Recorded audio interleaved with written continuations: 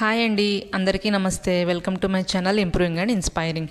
ఈరోజు నేను మీతో షేర్ చేసుకోబోతున్న topic importance of self compassion. Self compassion అంటే మిమ్మల్ని మీరు కైండ్గా ట్రీట్ చేసుకోవడం అండి.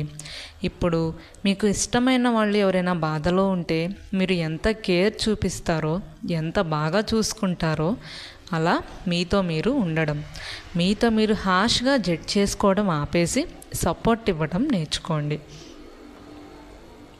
ఈ సెల్ఫ్ కంపాషన్ లేకపోతే ఏం జరుగుతుంది? మనల్ని మనం చాలా దారుణంగా నిందించుకుంటామండి.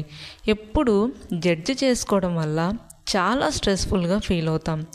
కొత్త పనులు చేయటానికి భయపడతాం, ఎక్కడ ఫెయిల్ అవుతామో అని. ప్రతి దానికి షేమ్గా ఫీల్ అవుతూ ఉంటామండి. అసలు ఈ సెల్ఫ్ కంపాషన్ వల్ల బెనిఫిట్స్ ఏంటి? మనకున్న పాస్ట్ ట్రామాస్ ఏవైతే ఉన్నాయో వాటిని మెల్లిమెల్లిగా మనమే హీల్ చేసుకోగలమండి. మనకు ఉన్న రిలేషన్షిప్ చాలా ఇంప్రూవ్ అవుతుంది అండ్ గ్రోత్ మైండ్ సెట్ అనేది ఎక్కువగా ఉంటుంది. ఫర్ ఎగ్జాంపుల్, సపోజ్ మీరు ఒక ఎగ్జామ్లో ఫెయిల్ అయ్యారు ఆర్ వర్క్లో ఏదన్నా మిస్టేక్ చేశారు. ఇలా జరిగినప్పుడు నేను స్టూపిడ్ని అని అనుకునే బదులు నేను నేర్చుకొని గ్రో అవుతాను, మళ్ళీ ట్రై చేస్తాను అనుకోవడం సెల్ఫ్ కంపాషన్ అండి. ఈ సెల్ఫ్ కంపాషన్ ఎలా ప్రాక్టీస్ చేయాలో చూద్దాం. ఫస్ట్ వన్ అండి, ఇది చాలా important. Right your self A compassionate letter. మీరు హార్డ్ టైమ్స్లో ఉన్నప్పుడు మీకు ఒక లెటర్ రాసుకోండి.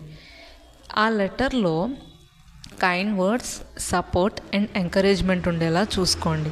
ఇలా స్టార్ట్ చేయండి ఆ లెటర్ని.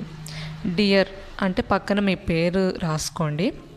నాకు తెలుసు నువ్వు చాలా పెయిన్లో ఉన్నావని, కానీ it's okay, time heels everything అంటారు.